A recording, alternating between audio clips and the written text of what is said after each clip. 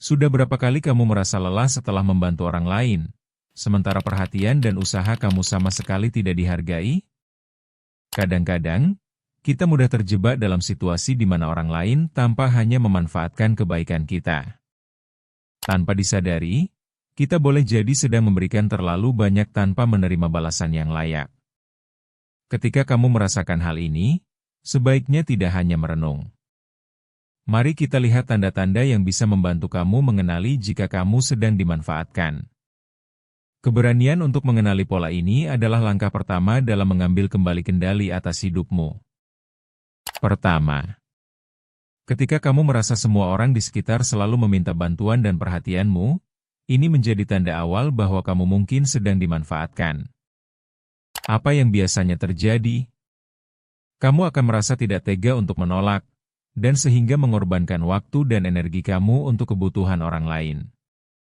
Permintaan yang terus-menerus tersebut dapat merenggut waktu berharga yang seharusnya digunakan untuk dirimu sendiri. Ini bisa tampak wajar, terutama jika kamu adalah sosok yang terbiasa membantu.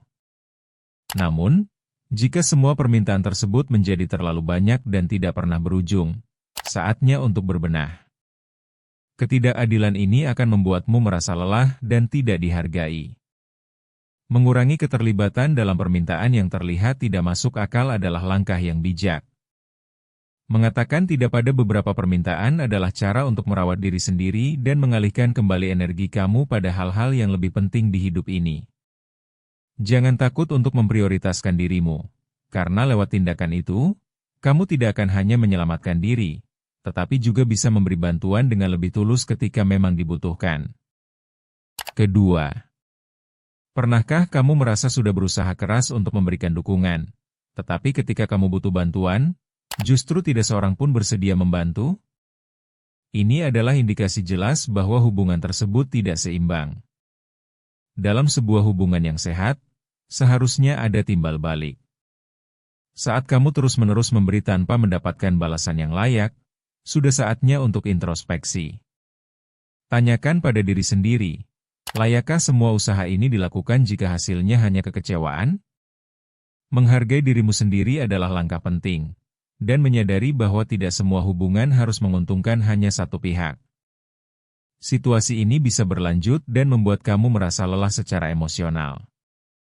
Memperbaiki pola pikir ini akan membantumu memfokuskan perhatian pada orang-orang yang benar-benar menghargai jerih payahmu. Dengan begitu, kamu akan menemukan dukungan yang tidak hanya datang dari satu arah, tetapi juga saling menguatkan dalam perjalanan hidup. Ketiga, ketika kamu mendapati diri selalu menjadi yang terakhir diingat ketika orang lain butuh bantuan atau perhatian, inilah saatnya untuk membuka mata. Rasanya pasti menyakitkan saat melihat orang-orang di sekitarmu memberikan perhatian lebih besar kepada orang lain, sementara kamu selalu menunggu. Dalam menghadapi situasi seperti ini, penting untuk memikirkan kembali nilai dirimu dalam hubungan tersebut. Hal ini bisa jadi tanda jelas bahwa kamu tidak dianggap penting dalam hubungan itu. Menghargai waktu dan energi diri sendiri adalah kunci. Jika kamu terus-menerus menjadikan diri sebagai pilihan terakhir, inilah saatnya untuk beranjak dan lebih memprioritaskan dirimu sendiri. Apakah kamu tidak berhak mendapatkan perhatian dan pengakuan yang sama? Menjaga batasan dan memilih dengan siapa kamu berinteraksi adalah bagian dari menjaga kesehatan mentalmu. Ingat, dirimu layak mendapatkan sikap yang setara, di mana kehadiranmu dihargai dengan cara yang semestinya. Saat kamu mulai mendengarkan diri sendiri, kamu akan menemukan ruang untuk hubungan yang lebih seimbang. Jangan biarkan dirimu terjebak dalam hubungan yang tidak sehat. Mari tumbuh bersama di ruang tumbuh. Bertumbuh itu proses, bukan lomba.